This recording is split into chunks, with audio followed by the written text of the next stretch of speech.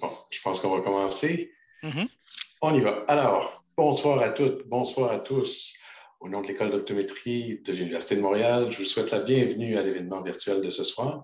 Mon nom est Mathieu Dobchi, je suis conseiller en communication à l'École d'optométrie, puis c'est avec un grand plaisir que je vous accueille au webinaire Pratiquer une spécialité en optométrie. Alors, merci d'être là parmi nous. Mon petit doigt me dit qu'on va être pas mal plus intéressant qu'un match canadien ou même que le téléjournal. Il n'y a rien de nouveau ce soir, faites-vous-en pas. On va passer une belle heure ensemble.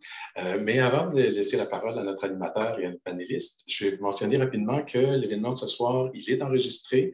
Il va être disponible plus tard pour rediffusion. Les liens vont vous être transmis dans les prochains jours. Je vous souligne aussi que durant la prochaine heure, vous pouvez en tout temps poser vos questions à nos invités. Il suffit d'utiliser le bouton clavardage qui est en bas de votre écran. Bien sûr, on va essayer de répondre à un maximum de questions après la discussion avec nos panélistes. Alors maintenant, sans plus attendre, parce que là, je sais que la prochaine heure risque d'être vraiment bien remplie, je cède la parole à notre animateur pour ce soir, Dr. Langy Michaud, qui est optométriste et directeur de l'École d'optométrie. Alors, bonsoir, Dr. Michaud. Bonsoir, Mathieu. Bonsoir, tout le monde. Alors, bienvenue à cet événement webinaire qui met en vedette nos diplômés. Alors, on est très fiers d'eux. On est très fiers de tout le monde qui est passé par l'école depuis toutes ces années, mais particulièrement les quatre qui sont avec nous ce soir. Alors, bonsoir Sarah, bonsoir Cindy, bonsoir François et bonsoir Nathalie. Merci d'avoir accepté notre invitation à venir parler de spécialité. Un grand mot en optométrie, les spécialités, un rêve, une terre promise. Il y a des choses qui se font. Alors, il y a un Conseil canadien des spécialités en optométrie qui a vu le jour il y a quelques temps. L'Université de Waterloo, l'Université de Montréal travaillent ensemble sur des normes dans différents domaines de spécialité également qui seraient reconnus éventuellement par les régulateurs, par tous les collèges et ordres professionnels à travers le pays. Évidemment, il y a loin de la coupe aux lèvres encore. Vous savez que les gouvernements avancent et ils ont une pandémie à gérer entre-temps, donc ce n'est pas tout à fait notre top priorité de reconnaître les spécialités en optométrie. Donc, ça viendra bien un jour, mais d'ici ce temps-là, on peut avoir des pratiques particulières et s'intéresser à des domaines précis. Et ce qu'on veut illustrer ce soir, au fond, c'est que malgré l'absence d'un titre très officiel, les patients nous reconnaissent, les autres professionnels peuvent nous reconnaître aussi avec cette pratique particulière, nous référer des patients. Il faut apprendre à se référer entre optométristes, aussi reconnaître nos particularités. Et peut-être la question qu'il faut se poser, c'est peut-on de nos jours pratiquer encore l'optométrie sans avoir de spécialité à l'intérieur d'un même cabinet? Est-ce qu'il y a encore, oui, il y a de la place pour des généralistes, bien évidemment, mais est-ce qu'on peut être tous des généralistes? Non, certainement pas. Et est-ce que, dans le fond, d'avoir des optométristes qui se spécialisent dans certains domaines à l'intérieur du même cabinet n'est pas effectivement la voie de l'avenir? On va avoir des beaux exemples ce soir, je pense, là-dessus. Et on va être capable de le faire. Alors, sans plus tarder, je vous ai mentionné nos panélistes, mais je leur laisserai quelques minutes pour se présenter eux-mêmes, décrire un peu leur parcours, d'où ils viennent, sans parler nécessairement de leur pratique particulière. On y viendra très rapidement.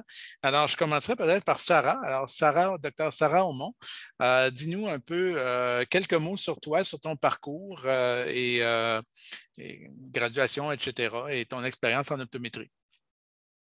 Bon, bonsoir à tous. Moi, j'ai gradué, en fait, ça fait exactement 10 ans cette année. Suite à ma graduation, j'ai pratiqué en bureau privé d'optométrie, une pratique assez justement de généraliste pendant quelques années. Puis, je me suis rapidement rendu compte qu'il n'y avait pas beaucoup de gens qui se spécialisaient dans les maladies du segment antérieur, sécheresse oculaire. Donc, j'ai commencé moi-même, dans le fond, à en faire beaucoup à ma clinique pour me rendre compte qu'il me manquait un petit peu de théorie. Donc, j'ai appliqué pour une maîtrise en sciences de la vision, profil clinique. Je suis retournée sur les bancs d'école, dans le fond, 5 ans après avoir obtenu mon doctorat en optométrie. Puis, pour moi, ça a été vraiment une révélation, là, dans le sens que ça a tout changé. J'ai eu une opportunité dans une clinique d'ophtalmologie. J'ai commencé aussi à faire des conférences, des formations dans le domaine. Maintenant, je travaille à la clinique universitaire de la vision aussi en sécheresse oculaire. Donc, à partir de ce moment-là, ça va vraiment, comme je vous dis, modifier mon parcours. C'est ça, c'est ma petite bio. Très rapide, bien, inspirant déjà. Cindy, toi, ton parcours, en quelques mots? En fait, moi, j'ai gradué en 2006, puis en terminant, j'ai commencé tout de suite au Centre de réadaptation à Québec en déficience visuelle avec les enfants adolescents. J'ai été formée par Jean-Paul Lachance à ce moment-là. Là, c'est vraiment lui qui a été mon mentor. Puis j'ai fait de la clinique privée en collaboration, dans le fond, avec le milieu scolaire que j'ai développé à partir de 2006. Mais c'est vraiment plus en 2010, quand je suis arrivée à la clinique au Focus, où est-ce que j'ai pu développer avec ma collègue Dr Terrien, vraiment tout le volet perceptivo-moteur, le volet des commotions cérébrales. Je vois beaucoup les bébés aussi depuis ce temps-là parce que j'avais vraiment besoin d'une équipe solide en arrière de moi là, pour pouvoir développer ça. Fait que c'est vraiment grâce, en fond, à une équipe là, que j'ai pu en arriver là. Côté formation, je suis allée chercher mes formations vraiment plus dans des formations continues aux États-Unis, puis par mes collègues, là, comme j'ai avec Dr Lachance, là, qui m'a vraiment beaucoup épaulée au début. Encore une fois, extrêmement inspirant, comme quoi le diplôme, c'est un début, hein, et d'optométrie, et après ça, il faut trouver sa voie, il faut trouver sa passion. François, toi, tu l'as trouvé déjà depuis un certain temps. Alors, on aime toujours marier les expériences de nos panélistes. François est notre vétéran ce soir, mais ta passion, donc, certainement pour le handicap visuel, la réadaptation. Oui. Donc, j'essaie de faire ça vite parce qu'effectivement, je suis le plus âgé, fait que j'ai pas mal de parcours dans le peu de temps. Donc, oui, effectivement, c'est la réadaptation. Moi, je peux me caractériser diplômé de 84, mais j'ai eu une pratique qui est encore très diversifiée. Effectivement, j'ai commencé à l'Institut Nazareth-Louis-Baye en 84, puis j'y suis encore. Parallèlement, j'ai été aussi propriétaire de clinique, donc j'ai connu ce milieu-là pendant plusieurs années. Par la suite, je suis devenu indépendant comme optométriste, toujours dans le privé, j'y suis encore. Mais si on revient à l'Institut, côté réadaptation, ce qui peut-être nous intéresse aussi ce soir, c'est que dès le départ même, j'ai agi à plusieurs niveaux par choix de l'optométrie. Sur le plan politique, j'ai été à l'Association des optométristes pour être sur on appelait à l'époque le comité de négociation. J'étais le seul à essayer de faire avancer les choses.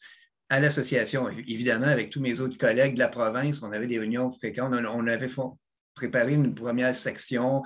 L'importance de ce qu'on faisait à l'époque et ce qu'on essaie de faire encore, c'est de déterminer le rôle, le statut et la rémunération des optométristes en centre de réadaptation, un peu pour attirer et maintenir les optométristes là.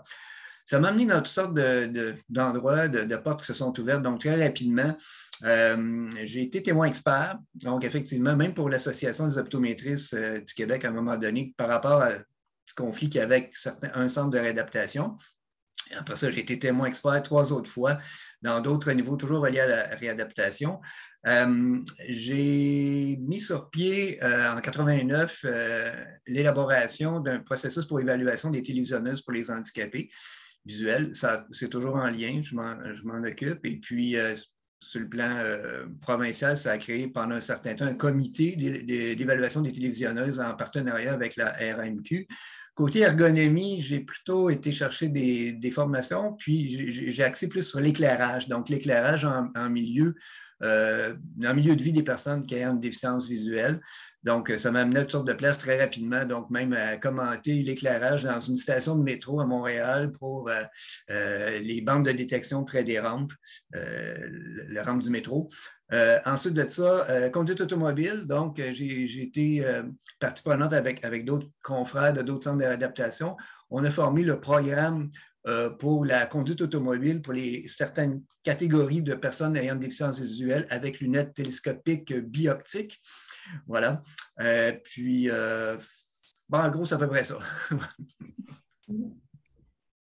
Écoute, François, tout aussi inspirant que nos 2 collègues précédentes, mais certainement un bagage très riche là, dont tu vas nous faire profiter ce soir. Dernière et non la moindre, bien évidemment, Nathalie. Alors, quelques mots sur ton parcours depuis ta graduation à l'école. Bonjour, je m'appelle Nathalie. J'ai gradué en 2009 à l'école d'optométrie. J'ai fait ma résidence avec un certain Dr Michaud en lentille cornéenne de spécialité et segment antérieur. Après, j'ai eu mon fellow de l'American Academy. Puis, je suis devenue copropriétaire du centre visuel Optica en 2011.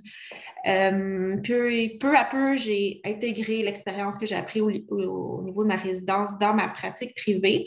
Une des choses qui a, je dirais, propulsé ma pratique en lentille de spécialité, c'est quand on a intégré les patients d'un ophtalmologiste qui avait une clinique de chirurgie réfractive. Donc, on a pris ces patients à notre bureau, puis il y avait plein de cas de cornées super intéressantes. Donc, c'est ça. J'ai été aussi clinicienne à l'école d'optométrie jusqu'en 2018, année où j'ai eu mon deuxième enfant. Puis là, ben, il a fallu que je fasse des choix dans ma vie. Alors, j'ai décidé de focusser plus sur ma famille puis ma pratique privée chez Optica. Ben, c'est bien. Écoute, la conciliation famille-travail, je pense que c'est important et surtout en temps de pandémie, là, on en voit l'importance d'être proche de son monde et de bien s'en occuper. Donc, bravo à toi. Maintenant, tour de table, tout le monde. Évidemment, la question évidente pour les gens qui nous écoutent, ceux qui débutent une pratique, peut-être les étudiants qui sont avec nous, qui cherchent une voie d'inspiration, peut-être pour leurs futures années. Pourquoi une spécialité? Comment on y arrive? Par accident, par choix, par la force des choses, par les patients qui nous rencontrent, par le hasard de la vie? Alors, Cindy, peut-être tu as touché quelques mots, là, mais pourquoi une spécialité? Est-ce qu'on est spécialiste ou on devient spécialiste en optométrie? En fait, dans mon cas, je pense que ça serait plutôt on devient. J'ai eu la piqûre, moi, quand je suis partie en stage. Donc, c'est un petit peu mon hasard. J'ai fait mon stage à Toronto avec Dr. Carelli puis Dr. Calder. Puis c'est Dr. Carelli qui m'a vraiment amené à travailler avec les enfants en difficulté d'apprentissage. Ce n'est pas quelque chose qu'on faisait à l'Université de Montréal. Fait que pour moi, c'est un domaine complètement différent quand je suis partie en stage. Et j'ai eu la chance avec Dr. Calder aussi de partir dans les hôpitaux, faire de l'intervention de basse vision avec les patients. J'ai eu à intervenir avec elle, avec des patients qui étaient non-verbaux. Puis c'est vraiment là que moi, je me suis rendu compte que ces gens-là avec une déficience, avec une différence aussi de nous, ils ont besoin de nos services, puis on ne les comblait pas. Puis finalement, dans le fond, au Québec. Fait que c'est vraiment là-dedans que, quand je suis revenue, je me suis dit, bon, moi, je veux faire une différence. Comment je vais la faire? Bien là, c'est là que j'ai développé au fil du temps là, la cliente avec qui je sers. C'est excellent. Très, très bien. Sarah, pour toi, Cindy vient de nous mentionner l'importance d'un mentor. Est-ce que tu as eu un mentor dans ta jeune carrière qui a fait que tu es devenue une spécialiste en sécheresse oculaire? Bien, moi, en fait, quand j'ai gradué, je ne me voyais pas du tout continuer, là.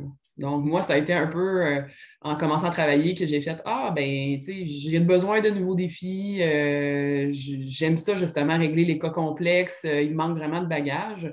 Donc, c'est sûr que moi, quand j'étais à l'université, dans le fond, Dr. Etty Bitton faisait beaucoup de sécheresse. Fait que c'est sûr que je me suis tournée vers elle. Mais, tu sais, c'est ça. Le message aussi que je veux lancer, c'est que moi, quand j'étais à l'école, pour mon doctorat en optométrie, jamais que j'aurais pensé, dans le fond, que j'aurais été aujourd'hui ici à faire ce que je fais. Donc, tu sais, dans le sens que ça ne veut pas dire que vous étudiez puis vous graduez, qu'il n'y a pas un retour possible. Puis des fois, on ne se connaît pas nécessairement assez. Tu sais. Moi, je pensais que j'aimais autre chose complètement, puis finalement, j'étais un peu tombée dedans. Puis, veux pas, dans le fond, comme tu dis, docteur Michaud, c'est qu'à un certain point, des fois, les patients reviennent te voir, puis tu finis par monter un certain créneau, une certaine clientèle que tu n'avais peut-être pas nécessairement pensé au départ. Donc, tu sais, c'est ça un peu le message, c'est de dire, tu peux graduer puis pas nécessairement savoir qu'est-ce qui te plaît le plus, puis c'est correct aussi, dans le fond, par la suite, de retourner, puis dans le fond, d'explorer un domaine que tu n'avais pas nécessairement pensé. Là. Ben, excellent. Effectivement, des portes ouvertes des portes qui deviennent ouvertes devant nous. Nathalie, tu as mentionné donc avoir acquis la pratique d'un ophtalmologiste. Pas toujours évident parce que n'est-ce pas une clientèle naturelle pour les optométristes, surtout après les chirurgies réfractives. Donc, après le mot mentor, on parle du mot opportunité ici. On dit oui, on dit non. Qu'est-ce qui fait qu'on dit oui à une opportunité comme celle-là? C'est quoi le défi? Ben, moi, je suis une personne qui aime les défis à la base, puis j'aime pas les choses qui sont routinières. Donc, c'est pour ça aussi que j'ai fait ma résidence, puis que comme cette opportunité-là, on a dit oui. Puis, ouais, c'est vraiment ça, parce que j'aime ça, j'aime pas ça quand c'est facile. Ben, de toute évidence, non. Et effectivement, je peux témoigner, t'ayant connu comme résidente, effectivement, que tu aimais les défis et tu les relevais extrêmement bien. François, donc, on parle de battre la routine. Donc, 3 mots importants déjà avec notre discussion, mentor, opportunité et battre la routine. Toi, dans ton cas, concilier, non pas famille-travail, certainement, mais concilier pratique privée, pratique en établissement, 2 mondes totalement différents, certainement pas routiniers. Alors, c'est quoi la routine? Pourquoi pas la routine dans ta carrière? En premier, juste, sans parler de conseiller travail-famille, juste mentionner pour ceux qui me connaissent, j'ai encore 6 enfants à la maison. Wow. Papa de plusieurs enfants. Donc, effectivement, souvent, je dis, je termine le travail, puis je commence mon 2e chiffre à la maison. C'est ce que je veux dire. Très courageux. Mais à part cela, effectivement, privé, peut-être parce que je suis profondément peut-être un indécis sur quelque chose de très précis. J'aimais les deux et j'aime encore les deux. Et souvent, je vais mentionner que la pratique en réadaptation m'aide dans le privé, hein, quand on a beaucoup de personnes âgées dans nos bureaux. Et vice-versa. Le privé me tient au courant de tout ce qui se fait aussi, le plus possible, que je peux adapter dans certaines situations en réadaptation. C'est ça. Tantôt, j'ai entendu des mots aussi, puis je suis tout à fait d'accord avec. Tu posais la question, est-ce qu'on devient où on est dans une spécialité? Mais pour moi, c'est peut-être un petit peu des deux. Je ne me suis jamais posé la question. J'étais étudiant, puis dans notre temps, je dirais, il y avait pas des spécialités, mais des options en base vision, puis en d'autres choses. Ça a pris d'autres formes par après, peu importe. Donc, j'avais participé à ça, puis effectivement, j'avais fait l'option base vision. C'est là que j'ai un petit peu la piqueuse, c'est là que ça a commencé. Après ça, ce n'est qu'un concours de circonstances. J'appelle ça, si j'ai un message à donner, en tout cas, ce qui me concerne, c'est que les portes s'ouvrent, puis de l'un à l'autre, comme je disais tantôt, j'étais à l'association, puis là, l'association m'a appelé. Ça a toujours été comme ça. La régie m'a appelé, l'autre m'a appelé. Vous m'appelez ce soir, bon, OK, je viens. Je ne ferme pas les portes, j'essaie. Puis je ne pense pas que je suis mieux que quiconque. J'essaie, puis je me suis dit, je vais chercher. Puis c'est ça tout cette optométriste, hein, c'est de refouiller dans notre bagage, puis essayer de l'appliquer au quotidien dans tout ce qu'on fait.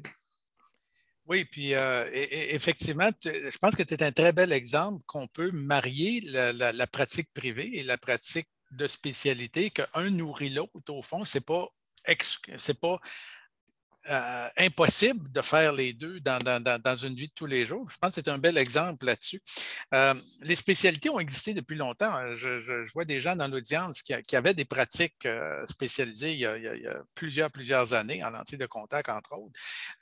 Donc, c'est quelque chose qui est dans la nature même de l'optométrie. Mais parlons des clientèles maintenant. On parlait de besoins de clientèle, comment servir la clientèle. Puis c'est parce que la clientèle nous arrive avec des besoins divers qu'on arrive à faire des pratiques un peu plus particulières.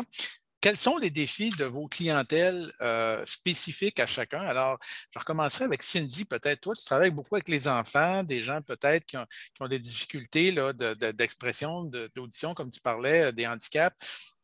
C'est quoi les défis là, pour un jeune là, qui t'écoute et qui dit, ben là, moi, ça me tenterait de faire comme Cindy, mais je m'attends à quoi? Quelle sorte de patient je vais rencontrer demain matin? Dans mon cas, à quoi qu'on s'attend, je veux dire, chaque matin est une boîte à surprise, si on peut dire. Dans mon cas, j'ai beaucoup d'enfants qui sont autistes, donc on va demander d'abord aux parents est-ce que c'est des enfants qui sont verbales ou non-verbaux, parce qu'on va en avoir qui ne communiquent pas avec nous. J'ai beaucoup d'enfants de déficience intellectuelle ou avec de multidéficiences, fait que je sais pas toujours c'est ce qui va m'arriver en chaise roulante, pas en chaise roulante, est-ce qu'il est moteur, il n'est pas moteur. Fait que c'est vraiment des informations qu'on va essayer d'aller chercher à l'avance pour un petit peu savoir notre journée va être faite de quoi. Mais comme je vous dis, moi, mes matins, c'est souvent une boîte à surprise. J'ai des enfants avec des difficultés d'apprentissage. Je vois beaucoup des bébés avec des torticolis aussi. Fait que je vais voir selon les âges, mais je peux avoir des matinées où est-ce que mon plus vieux du matin a 3 ans. Je peux avoir des semaines où est-ce que j'ai 2 adultes dans ma semaine, dont un cas qui est une commotion cérébrale. Fait que je vous dirais que c'est ça avec ma clientèle, c'est vraiment des boîtes à surprise. Fait que c'est sûr que c'est important, puis je vais revenir souvent là-dessus, moi, quand je discute, c'est d'avoir une équipe solide autour de nous qui va vraiment chercher l'information en amont pour qu'on sache un petit peu justement à quoi s'attendre, pour qu'on puisse s'adapter aux patients qui viennent nous voir, là. Équipe, adaptation, je retiens ces 2 mots-là, extrêmement importants. François, de ton côté, à l'autre bout du spectre, personne âgée, mais difficultés motrices, difficultés de cognition, non-verbale, non-communication. Comment tu deals avec ça? Comment tu joues avec ça de ton côté?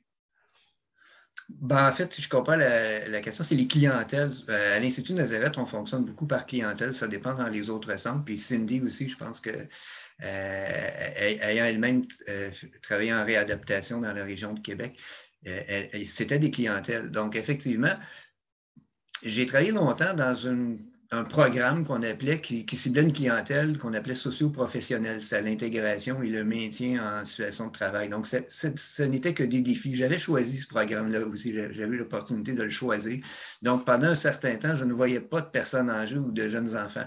Au début de ma pratique à l'Institut, c'était toute clientèle confondue. Donc, j'ai même remplacé des collègues pour l'évaluation des très jeunes enfants, des multihandicapés. J'ai connu cette clientèle-là. Actuellement, je suis revenu dans un autre point de service de l'Institut où c'est toute clientèle confondue. Donc, effectivement, des fois, on a même des gens qui sont sourds et qui ne voient pas bien. On peut avoir des gens qui ont paralysie cérébrale et qui ne voient pas bien. Donc, c'est des défis constants, puis c'est ce que j'entendais tantôt. Mais en même temps, comme j'entendais ce que dit de Nathalie, moi, ce n'est pas de routine, des défis. On ne sait jamais qu'est-ce qu'on va avoir chaque jour. Puis c'est ça un petit peu qui est ma passion de faire ce genre de travail-là. Parfait, je le retiens, celui-là aussi, passion. Je le dis parfois aux élèves et aux étudiants, il faut trouver une passion dans la vie d'un optométriste, sinon les 35 prochaines années, ça va être bien long à dire aux gens, aimez-vous mieux un ou deux. Là. Sarah, dans ton cas, parlons de clientèle, mais parlons de gestion des attentes. Une clientèle exigeante, une clientèle qui a peut-être des attentes irréalistes. Comment on n'apprend pas ça sur les bancs d'école nécessairement parce que ce n'est pas toujours les clients qu'on a ici et les patients qu'on a ici. Comment on apprend ça? Comment on adapte sa pratique? On parlait d'adaptation tantôt. Effectivement, moi, ma clientèle, c'est sûr qu'il y a quand même des généralités là, qui peuvent s'appliquer. Donc, j'ai beaucoup de patients qui sont dépressifs, anxieux, avec des maladies, dans le fond, auto-immunes, donc des patients qui vont avoir, par exemple, de l'arthrite rhumatoïde. C'est des patients, effectivement, qui vont demander beaucoup de temps. Fait qu'il faut, dans le fond, dans ma pratique, aimer, dans le fond, discuter avec les gens. Donc, oui, les attentes, il y a des patients qui vont arriver avec des attentes irréalistes, mais au final, c'est qu'on n'a pas nécessairement appris le temps non plus de bien leur expliquer c'était quoi la condition, quels sont les traitements, à quoi s'attendre. Donc, je peux toujours leur dire un peu le pronostic, mais tu sais, veux pas, chaque patient aussi va progresser différemment. Donc, tu sais, moi, ma pratique, c'est très différent dans le sens, je ne fais pas un examen complet. Donc, tu sais, c'est vraiment, je vais juste regarder, dans le fond, la problématique, puis regarder toutes les solutions possibles. Fait que je joue beaucoup aussi au détective. Donc, il faut que je pose beaucoup de questions. Fait que c'est vraiment, dans le fond, je dirais, les gens qui peuvent s'intéresser à ça, c'est vraiment, comme je vous dis, d'aimer discuter avec les gens aussi, d'essayer de trouver des solutions qui s'appliquent pour ce patient-là. Puis aussi, un autre volet qui est un petit peu différent, c'est que moi, il y a beaucoup, dans le fond, de technologies puis de techniques qui sont manuelles. Donc, ça prend aussi une bonne dextérité manuelle. C'est ce que je n'avais pas nécessairement vu au départ quand j'avais commencé.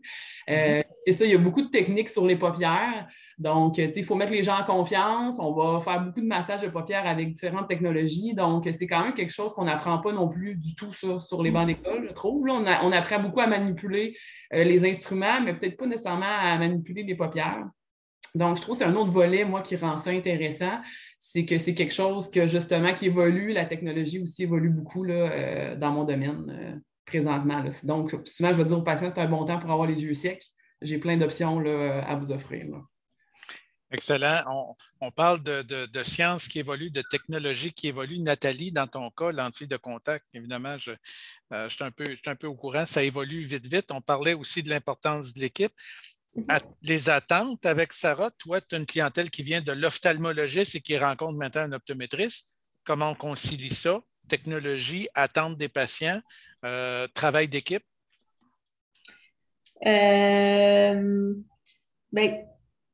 Je veux dire, ça va bien. Au niveau des attentes des patients, je dirais que ça dépend peut-être un petit peu quelle sorte, parce que j'ai une clientèle super variée, autant que je fais du contrôle de myopie, que je fais des kératocontes post-chirurgie réfractive, que je fais des lentilles sclérales pour des personnes âgées qui ont eu un herpès, qui ont eu une greffe suite à un herpès. Fait que moi, c'est vraiment super varié. C'est sûr qu'il y a des cas qui sont un petit peu plus faciles au niveau des attentes, comme, mettons, le contrôle de myopie, l'ortho-K, bien, ça, c'est excitant, ça leur tente et tout ça. Des fois, par exemple, il faut que tu gères l'enfant, parce que lui, des fois, c'est le parent qui veut, mais pas l'enfant. Fait qu'il faut gérer ça. Peut-être, je dirais, les cas qui sont peut-être des fois un petit peu plus touchés, c'est ceux qui ont justement eu des chirurgies réfractives, parce que eux, surtout les belles kératotomies radiaires, eux, ils ont eu ils ont eu la chirurgie parce qu'ils ne veulent pas de lunettes puis pas de verre de contact. Puis moi, je suis là pour leur dire, ben si tu veux bien voir, il faut que je te mette une lentille rigide. Donc, des fois, c'est là que ça leur tente peut-être un peu moins. Des fois, il suffit juste de prendre le temps de bien leur expliquer. Des fois, je mets une lentille, même si mon adaptation n'est pas parfaite, juste dire, regarde, c'est ça que tu peux voir. Puis là, OK, là, ça leur tente. Puis là, ils veulent continuer dans le processus. Mais c'est sûr que les lentilles, c'est quelque chose qui évolue tout le temps, tout le temps, tout le temps. Puis même pas juste spécialité, les lentilles cornéennes souples, en général, ça évolue énormément. Je trouve que ça rend la pratique intéressante aussi parce que moi, j'aime ça apprendre, puis j'aime ça découvrir des nouvelles choses. Puis, tu sais, un patient que je suis, et là, j'ai cette nouvelle lentille-là qui sort, et là, je sais que quand je vais la revoir, c'est ça que je vais lui proposer, tu sais. Excellent. Donc, défi de la formation continue, de se tenir toujours à la page, d'être, dans le fond, au top de notre expertise comme telle. Un autre enjeu, vous y avez touché un peu, puis j'aimerais qu'on l'explore, qu'on gratte un peu le bobo parce qu'on n'est pas habitué en optométrie de parler de ça. Relation avec les autres professionnels, tu as parlé d'enjeux psychologiques, peut-être référer un psychologue, peut-être dans le cas de Sarah, travailler avec des ophtalmologistes, d'autres professionnels, dans le cas de Cindy, les professionnels du milieu scolaire, François, toute l'équipe de réadaptation. Comment on s'adapte à l'optométrie est une profession autonome, puis on est habitué de faire notre petite affaire, mais comment on s'adapte à cette réalité-là d'échanger avec l'autre, de s'attendre avec l'autre, puis derrière ça, ma question serait comment on apprend entre nous, optométristes, à se faire confiance et à se référer justement à l'intérieur d'un même bureau, mais même à l'intérieur de différents bureaux. Alors, Cindy, peut-être là-dessus, l'équipe multidisciplinaire, comment on apprend à travailler avec d'autres professionnels, comment on apprend le langage? En fait, moi, j'ai été très gâtée parce que comme j'ai commencé au centre de réadaptation, j'ai baigné en partant dans une équipe multidisciplinaire. Donc, j'ai pris l'habitude, moi, en graduant, de travailler avec une ergothérapeute, avec une psychologue. J'avais les CRDV, les spécialistes en réadaptation, les spécialistes en orientation mobilité avec qui on travaillait toujours en équipe. Fait que c'est un petit peu, moi, en partant avec ce modèle-là que j'ai essayé de ramener ça, dans le fond, dans la clinique privée. Fait que j'ai fait rapidement des liens avec des orthopédagogues de la région de Québec qui sont soit dans le milieu scolaire ou au privé, avec les orthophonistes, avec les neuropsychologues. Dans le fond, tout le monde scolaire, puis le monde médical à côté aussi. J'ai beaucoup de pédiatres, de médecins qui on va faire des références, des physiothérapeutes aussi. Et en général, quand on arrive sur un plan de traitement, on va essayer de se parler entre nous pour savoir qu'est-ce qui est prioritaire pour l'enfant. C'est sûr qu'en optométrie, malheureusement, ça va arriver souvent quand l'enfant arrive du milieu scolaire. Il a déjà vu tous les intervenants avant de me voir moi. Donc là, c'est plus dur de me concerter avec eux. Mais quand j'ai la chance d'être au début, avant moi d'entamer une thérapie avec un enfant qui a une difficulté, je vais aller parler avec l'orthopédagogue de l'école, je vais parler avec les autres professionnels. Là, c'est ça qui est un petit peu plus dur, c'est de trouver du temps pour parler avec tout le monde. Fait que c'est entre nos rendez-vous, c'est se garder du temps à la fin de journée, c'est d'apprendre le langage scolaire aussi, les programmes, mais je vous dirais que c'est ça, c'est d'aller chercher, dans le fond, qu'est-ce qu'ils veulent dire leur diagnostic, les rapports. C'est apprendre au début de lire les rapports des autres, se parler, c'est vraiment de faire de la connexion, là, finalement. C'est de l'écoute. Sarah, toi, quand un optométriste te réfère un patient, est-ce qu'il te voit comme une compétition ou comme une aide à sa pratique? Comment on établit le langage entre professionnels là, pour gérer ce patient-là? En général, moi, quand ça vient d'un optométriste, je ne referai pas l'examen au complet de la personne. Je vais vraiment partir de ce que l'optométriste a fait et ce qu'il a besoin qu'on fasse en arrière de l'optométriste. Si l'enfant a besoin de lunettes, a besoin de quelque chose, on va retourner à l'optométriste aussi. On envoie les rapports quand c'est requis. Là, on va vraiment faire un travail d'équipe. C'est sûr que si un optométriste m'envoie un patient sans avoir rien écrit, ben, va voir cette personne-là. Là, c'est dur, j'ai pas le choix, je recommence à faire l'examen au complet. Fait que des fois, la patience des parents et de l'enfant est un petit peu égrenée. Là, il faut que j'explique, ben, j'ai pas ma base, mais c'est sûr que quand l'optométriste me réfère avec toute la base, ça, c'est vraiment beaucoup plus aidant. Là. Sarah, toi, en ophtalmologie, comment l'optométriste est considéré? Comme une aide, comme une compétition, comme je ne sais plus quoi faire avec toi, puis je t'envoie voir l'opto. Comment ça se passe? Mais moi, en fait, quand j'ai commencé, je te dirais que 75% des références que j'avais, parce que moi, c'est vraiment juste sur référence, donc 75% des références, c'était surtout des optométristes. 25%, c'est des ophtalmologistes. C'est sûr qu'au début, ils ne me connaissent pas. Ils ne savent pas nécessairement ce que moi, je peux faire de plus qu'eux nécessairement ne font pas. Mais c'est vraiment au fil du temps, je te dirais que ça a complètement changé. Donc, beaucoup plus d'ophtalmologistes, moins d'optométristes parce que les optométristes prennent ça plus en charge dans les bureaux, ce qui est une très bonne chose. Moi, ce que j'aime aussi beaucoup avec les optométristes, c'est que parfois, les patients viennent. Il y en a des patients qui vont dire « Ah, l'autre optométriste m'a dit ça, je voulais une deuxième opinion, pas nécessairement confiance. » Ça m'arrivait souvent, en fait, que j'appelais l'optométriste juste pour jaser 2 minutes après l'examen et dire « Écoute, j'ai trouvé exactement la même chose. C'est sûr que moi, j'ai accès à plus quand même souvent d'instruments et de traitements. » Donc, je trouvais ça le fun, certains cas plus difficiles, de faire comme garde, je vais prendre 2 minutes, l'appeler pour qu'on se jase. Puis à ce moment-là, souvent, justement, ça établit une bonne collaboration, que lui, il va être à l'aise de me référer aussi. Puis moi aussi, dans le fond, je trouve ça le fun, justement, si j'ai des questions, d'être capable de se parler directement. C'est sûr que côté ophtalmologiste, moi, on parle tout le même langage, heureusement. Mais c'est ce que j'ai aimé, dans le fond, c'est qu'au départ, je pense que c'était juste une question de ils ne connaissent pas trop, mais par la suite, c'était super facile. Puis effectivement, souvent, c'est cas complexe, ça dépasse mes capacités. Même, moi, certains ophtalmologistes disaient aux patients, comme ça, vraiment, moi, c'est vraiment pas mon domaine, je suis vraiment pas à l'aise nécessairement de te suivre pour ça. Donc, je trouvais ça le fun, vraiment, quand même, la reconnaissance est venue assez rapidement. Puis un autre volet aussi de ma pratique qui est peut-être un petit peu différent, c'est que je travaille beaucoup en collaboration aussi avec les médecins de famille parce que je vais souvent, dans le fond, demander des bilans sanguins. Donc, au départ, je trouvais que c'était un petit peu plus compliqué. J'écrivais des gros rapports, puis c'était long avant qu'ils fassent les tests. Mais maintenant, je trouve que depuis les dernières années, dès que je demande des tests, beaucoup plus rapide aussi, souvent le patient va m'amener les résultats. Donc, je vois l'optométriste, on est pris au sérieux. Donc, on fait vraiment partie du réseau de la santé, puis je pense qu'ils se rendent compte qu'ils ont besoin de nous. Donc, côté collaboration avec les médecins de famille, j'envoie beaucoup de patients aussi avec des allergologues pour des tests d'allergie, avec des dermatologistes aussi. Donc, je trouve que la collaboration avec ces autres professionnels-là s'est vraiment améliorée, là, comme je vous disais, dans les dernières années. François, toi qui as vu l'évolution de la profession sous de multiples angles, si tu comparais ces relations interprofessionnelles il y a 20 ans, il y a 10 ans maintenant, et si tu te projettes dans l'avenir, ta vision des choses? Et oui, ça a terriblement changé. J'en parlais avec un collègue aussi dernièrement, puis effectivement, on a remarqué que ça a beaucoup changé. Avec les ophtalmologistes, autant au privé, ce que j'entends même de plusieurs autres optométristes, qu'en réadaptation. Je me rappelle d'une époque, les ophtalmos qui référaient à l'Institut, même, on envoyait nos patients des fois pour retourner au même ophtalmologiste, puis certains, je ne nommerai pas, disaient l'Institut, elle n'est pas là, c'est pas bon. Hein?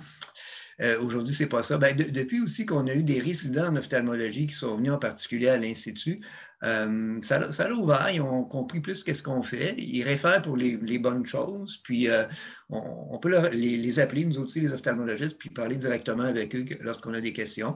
On ne réfère pas juste les liens ne sont pas juste avec l'ophtalmologie, mais aussi la neuro-ophtalmologie, beaucoup.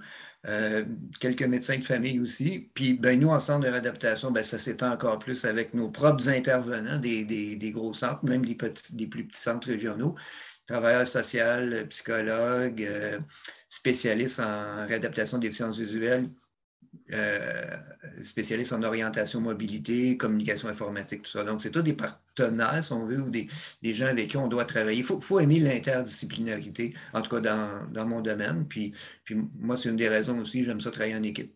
Ça va de soi. Parfait, excellent, merci. Dans ton cas, Nathalie, si un jeune optométriste nous écoute ce soir là, ou un étudiant, il dit écoute, moi, j'aimerais ça me faire connaître. Tu sais, mettons, je fais ma résidence puis je deviens en basse vision, peu importe le domaine, en pathologie oculaire, je veux faire connaître mes services. Un truc qui a bien marché pour toi, puis un truc que tu referais peut-être pas, parce que ça a plus ou moins marché, je ne sais pas si c'est arrivé, peut-être pas non plus, là.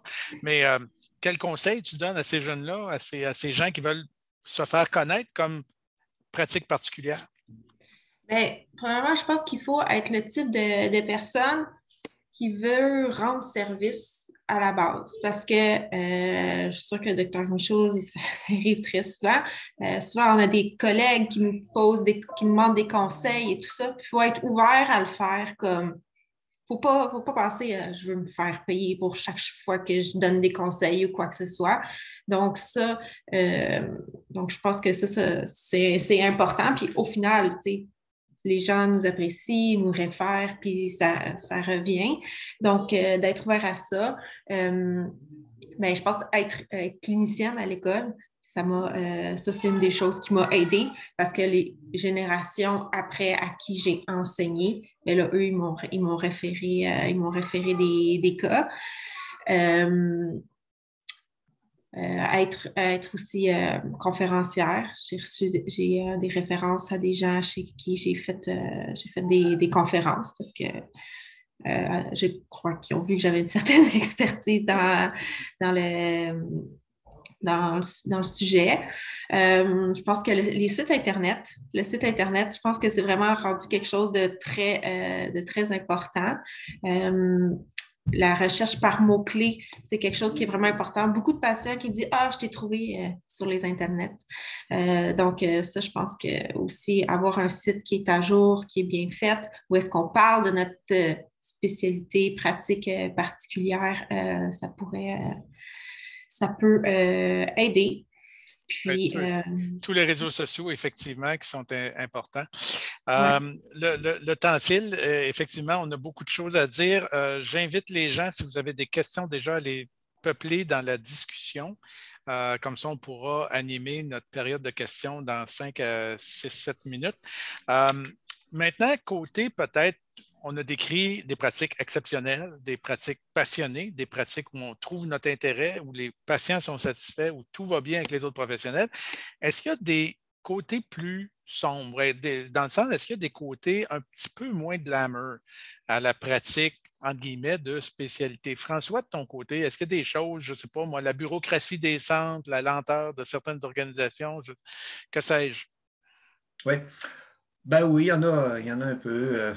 Donc, je le dis, puis on le dit depuis que je pratique, la rémunération en premier en ce qui me concerne, pas parce qu'on est à l'argent, on l'a toujours dit, mais à un moment donné, je pense que les gens ne le savent peut-être pas, mais on est payé 2 fois moins cher quand même que tout ce qu'on pourrait avoir ailleurs. Donc, il faut vraiment aimer ce qu'on fait. Puis ça, c'est un peu le gouvernement, il faut lui faire comprendre ça. C'est pour ça, dès le départ, pas que j'aimais la politique, mais je pense que je me suis impliqué un petit peu pas mal à l'association, essayer de faire bouger les choses. Puis au fil des ans, ça a quand même terriblement évolué. Je reviens sur les 3 petits points que je disais tantôt. Notre rôle, notre statut est assez bien défini maintenant depuis que je commençais à pratiquer, ce qui n'était absolument pas le cas quand j'ai commencé, c'était n'importe quoi. Donc ça c'est bien. La rémunération reste à suivre, c'est le côté négatif. Ensuite, ce qui fait que des fois, on perd des collègues fort impressionnants qui sont passionnés aussi pour la réadaptation, c'est la bureaucratie. Ça dépend de chaque centre. C'est lourd, c'est le gouvernement. Bon, mais encore là, on fait des efforts. Ça, c'est interne à nous, à chaque centre, de se trouver des choses, pour des façons de faire pour limiter toute la paperasse, la bureaucratie. Mais c'est un secteur public. Hein? Comme souvent, j'ai dit, si on fonctionnait comme ça dans le privé, on n'irait pas bien, bien loin. Je leur dis ça sans être malin, là, mais je pense que... à part cela, la mise à jour, je pense que c'est important aussi dans tous les domaines, comme optométriste, mais il faut aimer ça, participer à sa propre mise à jour. La formation continue qui est offerte justement par les différentes organisations nous est utile, mais dans notre domaine, des fois très spécifique, il faut aller soi-même chercher sa formation, sa mise à jour. C'est des sentiers nouveaux. Des fois, on ne sait pas trop où on s'en va, mais il faut aimer ça, puis il faut chercher, puis expérimenter. Des fois, on est les premiers à faire certaines choses dans ce domaine-là. À part ça, je vois pas mal plus d'avantages parce que c'est encore pour ça que je suis là, je le dis à tout le monde. Des fois, les gens me disent « Est-ce que tu aimes encore ça? » Oui, j'aime encore ça, faire ça. Puis tant que je vais l'aimer, je pense que je vais essayer de rester là en ce qui me concerne. C'est bon. Bien, évidemment, on ne veut pas décourager personne, on veut juste mettre le portrait le plus réaliste possible là, des spécialités en optométrie. De ton côté, Nathalie, toi, des côtés plus négatifs, est-ce que ça limite ta pratique plus généraliste? Est-ce que tu te retrouves avec que des cas de spécialité, puis à un moment donné, tu t'ennuies de voir un fond d'œil normal ou de traiter un glaucome ou quoi que ce soit? Non, je vois plus beaucoup de lentilles sphériques mensuelles. On s'entend, je vois pas mal plus de lentilles rigides qu'autre chose. Je dirais comme peut-être côté plus négatif. Tu sais, d'un côté, j'ai une clientèle qui est super fidèle, qui a confiance en moi, puis que là, ça commence à faire plusieurs années que je les vois. Donc, ça, c'est vraiment génial. Mais par contre, de l'autre côté de la médaille, des fois, quand ils ont un problème, ben là, c'est juste toi qui veulent voir, que tu sois disponible ou que tu ne sois pas disponible. Même si tu as un collègue qui a toutes les compétences pour le faire, bien, ils sont habitués, ils disent « Ah, c'est juste Dr. Trottier qui connaît mes yeux, blablabla. » Fait que je pense qu'il faut quand même savoir gérer cette pression-là, puis avoir de la flexibilité dans ses horaires, parce que c'est ça. Important. Je pense que c'est important pour ceux qui commencent leur pratique ou qui songent à se lancer là-dedans. Je pense que c'est important vraiment de le faire. Cindy, tu me parlais des difficultés d'être la dernière, là, des fois consultée, où tu n'as pas nécessairement un mot à dire sur le plan de match qui a déjà été réalisé, ou la rémunération aussi, toi, dans ton cas. On s'entend que les spécialités ne sont jamais rémunérées à la hauteur de ce qu'elles valent, là, mais ça va se finir, ça va venir un jour. Mais dans ton cas, parle-nous un peu peut-être des difficultés là, de ta pratique. En fait, la difficulté vient effectivement de la rémunération, du fait que quand on voit des enfants, on va au rythme de l'enfant. C'est-à-dire que si j'ai un enfant qui est autiste, qu'à la première rencontre, je ne suis pas capable de faire toutes mes mesures, ben, je dois revoir l'enfant. Et on est payé par la Régie d'assurance maladie. Donc, les optométristes, vous savez les tarifs. Fait que si moi, mon enfant, je le vois en pratique privée, puis ça me prend 2 heures à l'évaluer, ben, c'est pas le même tarif que quelqu'un qui fait des examens de base adultes qui les roule aux 20 minutes. Fait que c'est sûr que rémunération, moi, j'étais très bien en centre de réadaptation. J'aimais bien ma rémunération à l'époque. Je sais qu'en centre, on en parle beaucoup, mais bon, c'est la même chose que Dr. Dutrissac disait, on le fait par passion. On aime vraiment ça. Fait que c'est sûr que la rémunération, elle ne vient pas. Par contre, c'est tellement gratifiant de travailler avec ces jeunes-là, d'apprendre à travailler avec eux, de voir les gens évoluer, de les écouter, que ces petits côtés-là négatifs, ils nous irritent certains jours, mais on arrive vite à les mettre de côté, effectivement. Le côté irritant parfois que je vais voir aussi le fait de travailler avec d'autres professions, c'est que comme en optométrie, on n'est pas beaucoup à faire des spécialisations, c'est qu'il y a d'autres professionnels qui essaient d'embarquer dans nos champs de pratique sans nécessairement comprendre ce qu'ils font. Et des fois, c'est nous de travailler en arrière avec les patients. Je donne un exemple d'un patient de commotion cérébrale que des physiothérapeutes ont commencé des traitements. Nous, on les revoit, ils sont encore plus atteints qu'au début. Fait que c'est d'aller rebâtir ça puis d'essayer de parler avec le professionnel sans trop l'irriter en lui disant, ben, écoute, ça, c'est mon champ de pratique.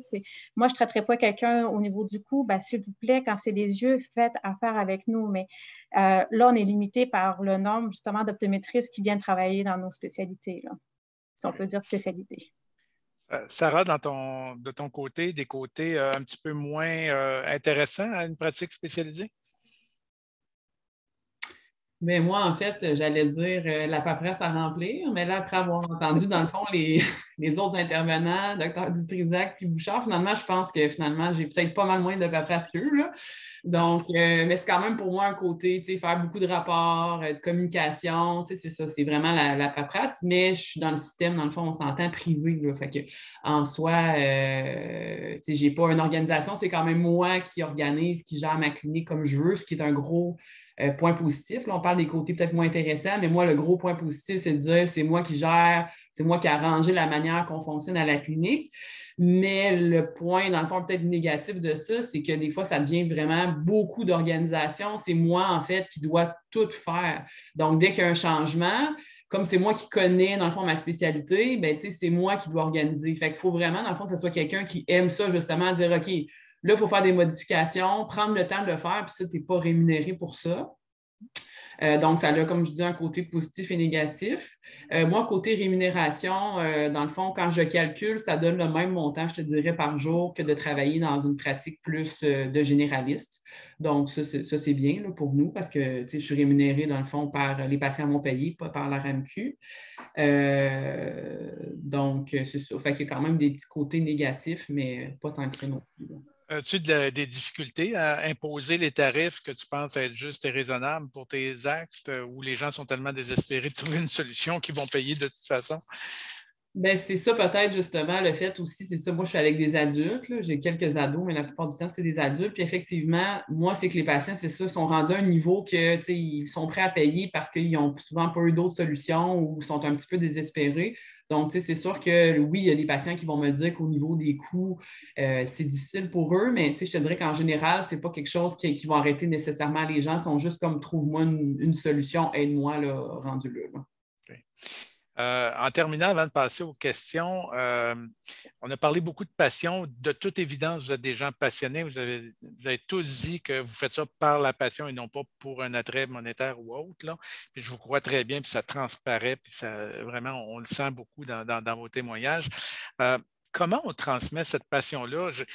L'optométrie a évolué parce qu'on a hérité de la passion de ceux qui nous ont précédés. Et puis, il y a encore des optométristes, je pense à mon collègue Daniel Brazo, qui est encore en pratique, après 50 ans de pratique, qui est encore aussi passionné qu'à ses débuts. Ça, c'est inspirant comme modèle. Comment on transmet la passion de la spécialité à des plus jeunes qui voudraient peut-être suivre notre exemple? François?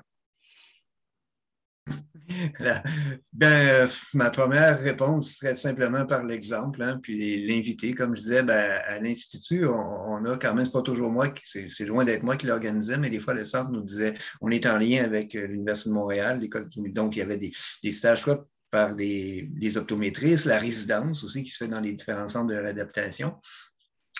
Mais même des gens qui ne sont pas nécessairement à l'école d'optométrie puis qui voudraient venir l'ouverture, partager, faire des stages. Comme j'ai dit tantôt, on recevait même des ophtalmologistes à différents moments.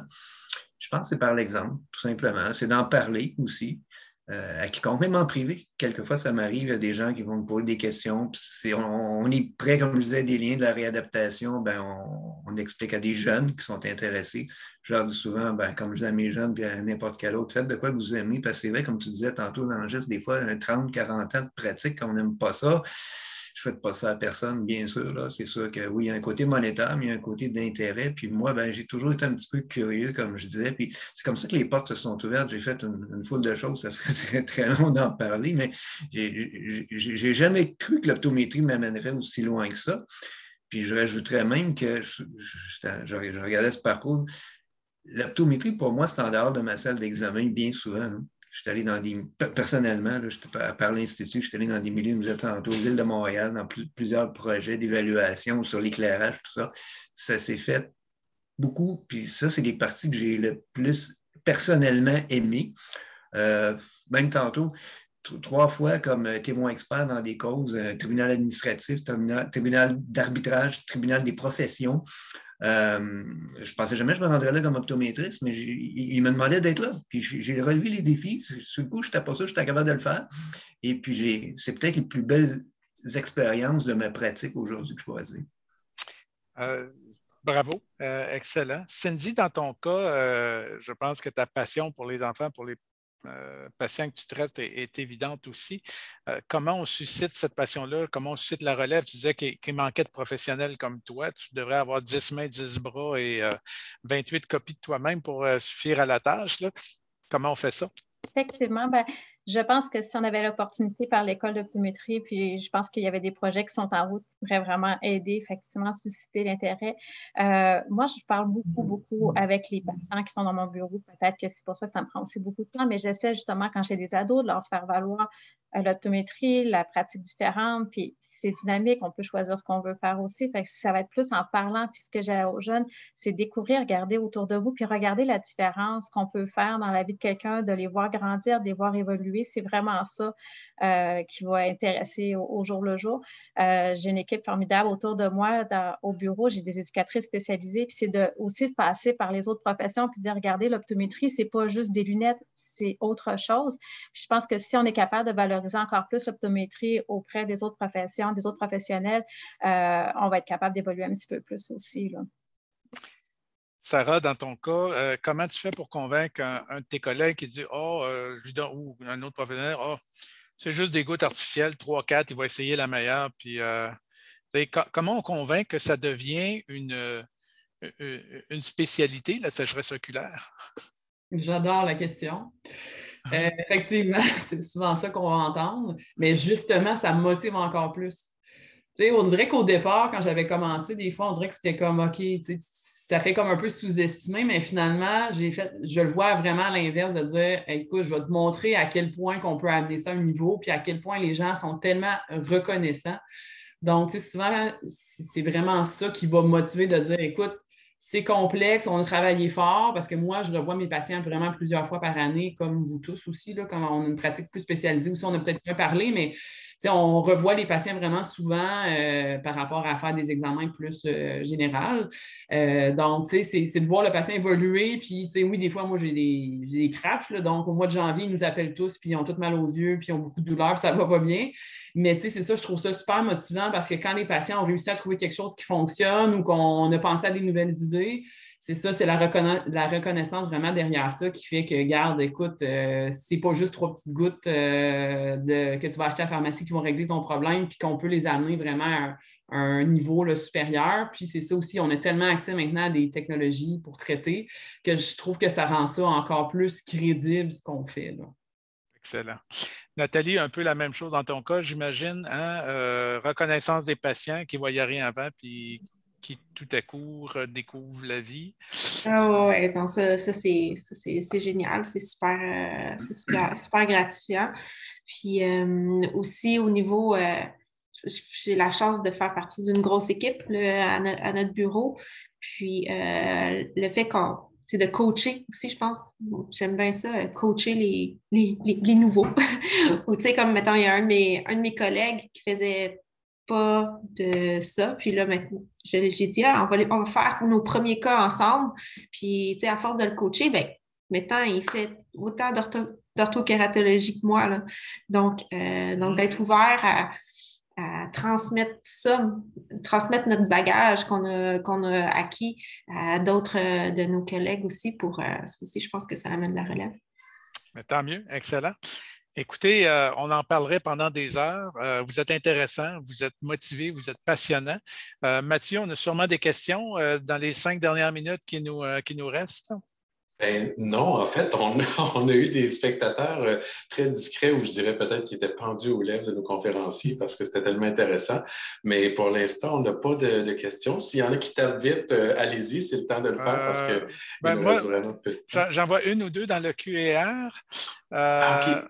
Je voulais savoir quels étaient vos parcours avant d'être admis en optométrie. J'ai commencé l'université et depuis que j'ai découvert le programme, je veux vraiment commencer mes études dans ce domaine. Aurait-il peut-être des cours ou des façons que je pourrais m'impliquer avant d'être admise? Est-ce que ça vous arrive, dans le fond, de recevoir des étudiants du secondaire, du cégep en stage? Oui. Allez-y à tour de rôle, là. Pas un en particulier. Vous pouvez tout le monde parler, là. Ben, moi, je peux dire que c'est arrivé souvent. Il y a des programmes maintenant au secondaire, certaines écoles qui offrent ça. Puis souvent, on reçoit des appels. J'ai aussi mes patients qui veulent aller en optométrie. Je me dis, bon, I guess qu'ils ont aimé leur rendez-vous chez nous s'ils veulent appliquer. Mais oui, j'ai souvent eu des étudiants qui ont fait une journée de stage au bureau pour aller en optométrie. C'est bon. Sinon, s'ils recherchent par travail d'été pour voir s'ils ont vraiment un intérêt en optométrie, vous êtes probablement plusieurs cliniques qu'on cherche souvent des étudiants pour venir nous épauler l'été pour certaines tâches. Donc, nous, on en a eu aussi. Malheureusement, ils ne sont pas allés vers l'optométrie, mais on peut avoir des assistants, on peut avoir des gens qui viennent travailler avec nous là, pour voir comment qu'on procède. Là. Excellent. Deuxième question, encore là, ouverte à tous. Comment est-ce que vous gérez votre temps de travail au bureau privé avec le retour à l'école? Donc, quand vous êtes obligé d'aller suivre des cours de perfectionnement, justement, comme Cindy qui était en Ontario ou aux États-Unis pour se perfectionner, ou François qui passe du temps à l'extérieur beaucoup, est-ce que vous avez besoin de faire moins de temps en travail pour intégrer le retour à l'école dans une spécialité, dans le fond, pour rester à jour dans votre spécialité? Est-ce que ça demande plus de formation continue que les 45 heures requises pour maintenir votre permis? Comment vous gérez ça et comment ça affecte votre bureau, dans le fond? Vas-y, Cindy. OK. Ben, en fait, moi, le gros stage que j'ai fait, c'était vraiment dans le cadre des études là, quand j'allais à l'extérieur, mais c'est sûr que tout ce qui est formation continue, ben oui, effectivement, si on est parti une semaine, ben, il faut rattraper notre temps ailleurs, mais je vais faire vraiment beaucoup plus la formation de façon autonome le soir, les fins de semaine. En fait, les heures de bureau ne s'étalent pas de 8 à 5. On peut commencer à 7 heures le matin et finir tard le soir, comme aujourd'hui, qu'on finit un petit peu plus tard. Mais on va essayer au maximum de servir quand même notre clientèle. J'essaie de m'absenter le moins possible du bureau, mais si j'ai à m'absenter, je vais reprendre le temps la semaine d'après ou les semaines après. Là. Mais c'est sûr qu'il faut s'attendre que notre formation continue. On la fait continuellement tous les jours avec des lectures. On va chercher les nouveaux articles qui ont sorti. On regarde ce qui se passe aux États-Unis. La pandémie nous a aidé beaucoup, beaucoup de ce côté-là. Ça nous a ouvert vraiment des portes de formation qu'on ne pouvait pas avoir avant parce qu'avant, se déplacer, c'était plus difficile. On peut les faire à distance. Fait que c'est vraiment très aidant. Il faut voir le positif aussi. Là. C'est facile de les suivre à distance. François, tu allais dire quelque chose? Oui, pour ma part, je dirais que je ne veux pas effrayer les futurs intéressés parce que des fois, ça a l'air compliqué. Il n'y a pas tant de formation à faire. Oui, il y en aurait, disons, mais on les fait, comme je disais tantôt, sur le tas. Lorsqu'il y a une porte qui s'ouvre, comme je disais, il y a un mandat à faire, il y a quelque chose, là, je vais donner la formation.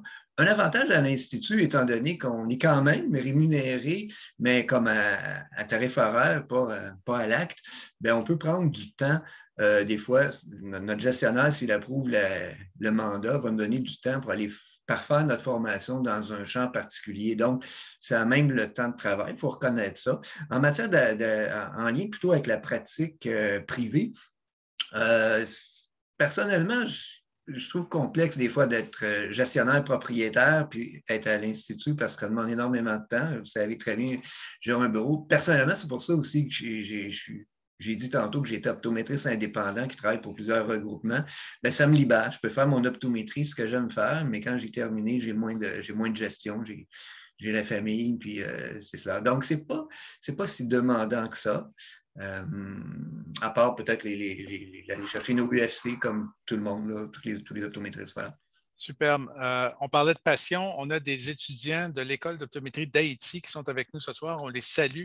C'est des gens passionnés parce que dans le contexte de leur pays, dans une profession en émergence dans leur pays, bravo. Tenez bon, on vous soutient, on est là pour vous et certainement, si on peut vous inspirer un petit peu, tant mieux.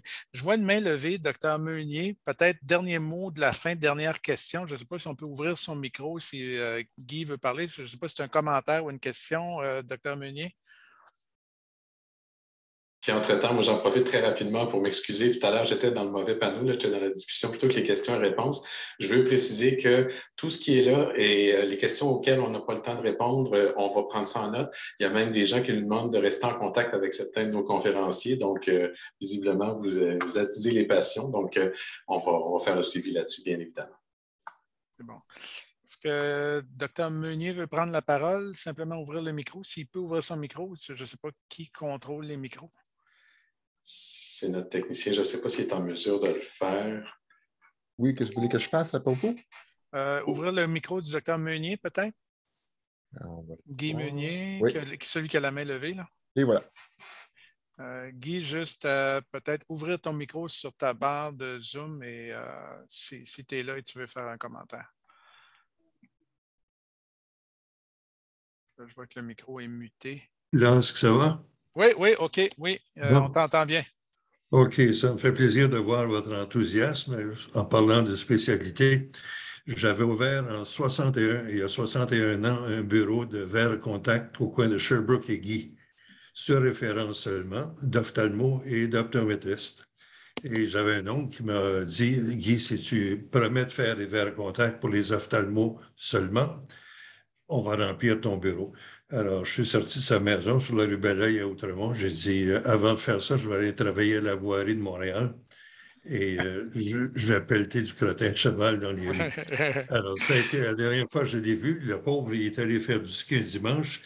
Il devait opérer le cardinal léger pour des cataractes le lendemain. Mais heureusement, il a fait une crise cardiaque avant de pouvoir l'opérer parce qu'il travaillait très mal. Bon, alors, on voit, comme je le disais, la spécialité ne date pas d'hier et merci d'avoir fait ce travail de pionnier. Notre temps est limité, donc comme Mathieu nous disait, on va répondre aux questions. Là, on va mettre ça quelque part là, pour que les gens puissent avoir leurs réponses. Merci à tout le monde d'avoir été là. Ça a été un plaisir de vous avoir. Merci à nos panélistes, nos passionnés, ceux qui tiennent l'optométrie, qui la définissent aujourd'hui. Donc, Sarah, Nathalie, François et Cindy. Vous êtes des inspirations pour nos jeunes optos et certainement, on vous remercie de votre pratique. Rendez-vous au prochain webinaire, probablement en juin, où on parlera peut-être de recherche ou d'un autre thème, on va vous laisser savoir, mais c'est un rendez-vous. Merci tout le monde. Merci à Mathieu. Merci au réseau des diplômés qui a rendu la diffusion possible ce soir. Et merci aux techniciens. Merci à l'équipe derrière ça, Seng aussi qui est là, Guillaume, le technicien. Donc, merci à tout le monde. Bonne soirée. Merci. Merci. Bonsoir. Au revoir.